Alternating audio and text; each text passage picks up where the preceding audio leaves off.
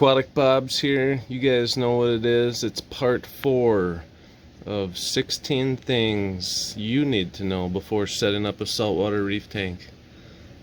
Let's get to it.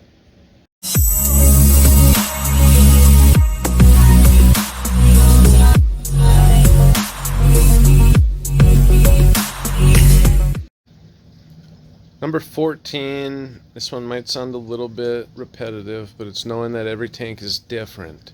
So I've had some coral growing in my systems in the past. One example is a 29-gallon tank I had, and I had the VPAR Spectra, just a Chinese black box LED on the tank. And I had a buddy who had a 75-gallon tank and 2 VPAR Spectras, one on each side, and bought some acans out of my tank, bought a few different corals out of my tank, and brought them home.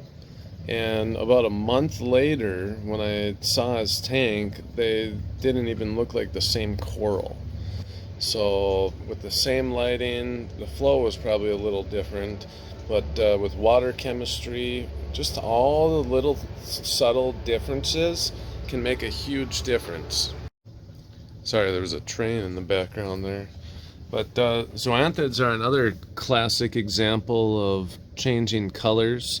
So you can have a couple of zoanthids growing in your system and give them to a friend or sell them to someone else or something, and they can look pretty different. Or same online, if you buy a few and then you get them in your tank, depending on your lighting and flow and water chemistry, they can really change colors. They can look very, very different.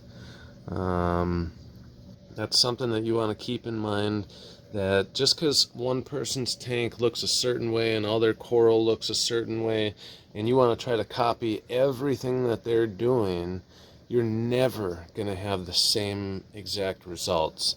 Never. That's the unpredictability of this hobby, is you can get all the same coral, you can do everything the exact same, and there'll probably be a lot of similarities, but you're just not going to have the same exact results, which is weird to me. Like, I mean, I get it, but at the same time, I don't. You know, these animals, they kind of just are different. They're like human beings, you know. We all breathe oxygen and the sun hits our skin, but we all have different attitudes and grow at different rates and eat different foods. And, you know, even though we're made up of almost all water and our body structures are basically the same, and just it's different. It's a complex thought to me, but just remember, every tank is different. All right, the next one, number 15, and this one's kind of been a cool one for me to talk about lately, is the people in the hobby. Something that you need to know about is the people in the hobby.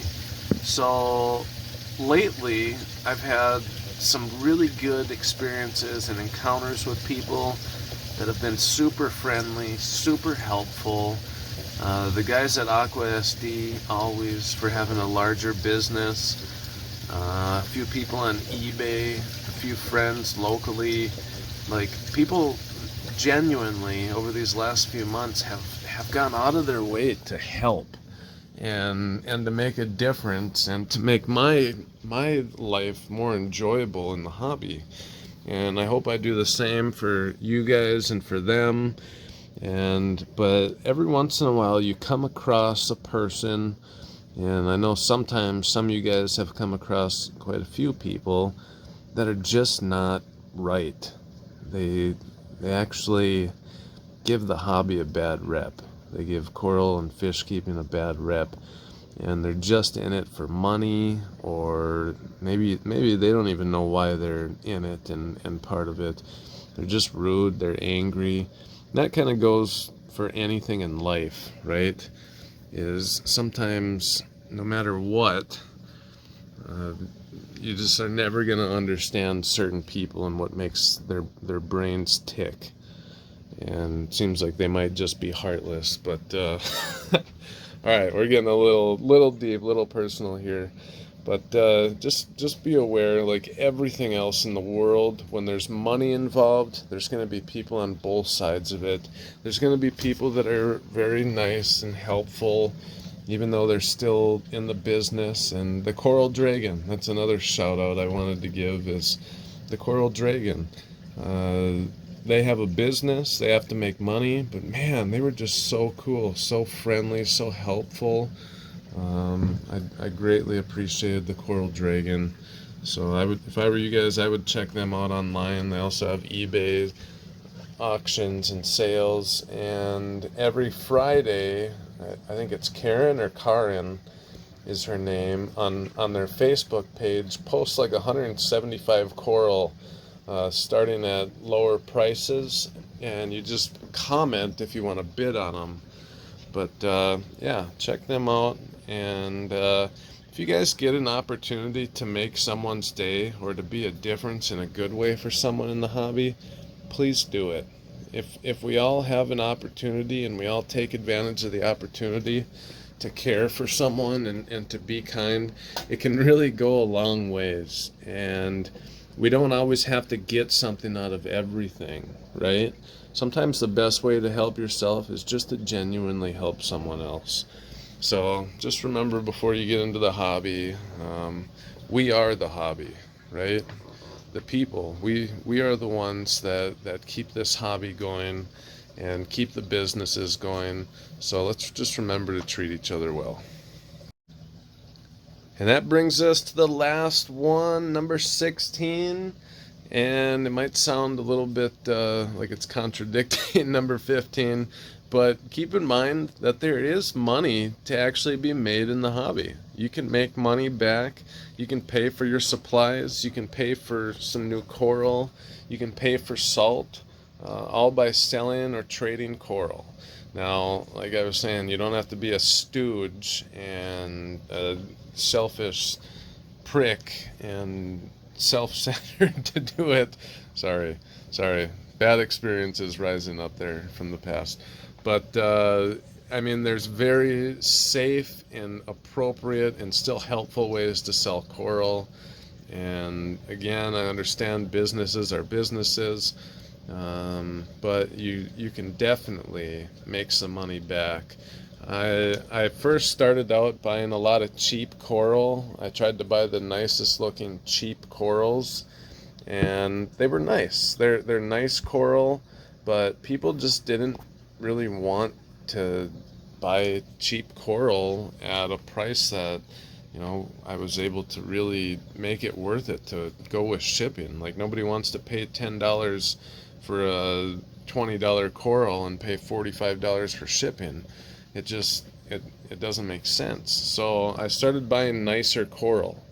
And the nicer the coral, the more I've noticed that people actually do want to buy it, and they're willing to buy just one or two pieces of nice coral and still pay $45 shipping and be extremely happy and get a good deal and be thankful, and it's a win-win on both sides. So I'm just going to close it up with that thought is, yeah, it's an expensive hobby, but if you do it right and you take care of your coral, you take care of your tank, you take care of your system, they're eventually going to grow out to the point where you can propagate them and maybe get a little bit of return investment on your original investments. And hopefully it can help you out and maybe help buy some new coral, or maybe you just want to trade stuff for salt or RO water or whatever it is, whatever you need for your tank. Just know that there are some options, and keep your head up, keep reefing, not the smoking reefing, but people always ask me that when I tell them, yeah, I'm really into reefing, and I wonder how many people have walked away and just thought. Most people don't admit openly that they're the pot smoking reefer, but but yeah, I am into reefing, and not the pot smoking kind. That's an item of my past, but yeah. So keep reefing the right way. Keep being a blessing to others. Keep encouraging others. Keep learning. Let's keep learning together. Remember, guys, let's just have a good attitude, and at the end of the day, remember, this hobby really comes down to you and I. So the more that we can put into it, the more that we're going to get out of it. So thanks for watching, guys. I appreciate you, especially if you've watched this far into these videos. And if you would, please subscribe, give me a thumbs up. And if you want to give me a thumbs down or critique me, that's all right. But please let me know why, and I would appreciate it. All right, guys, Aquatic Bob's out. See you in the next video.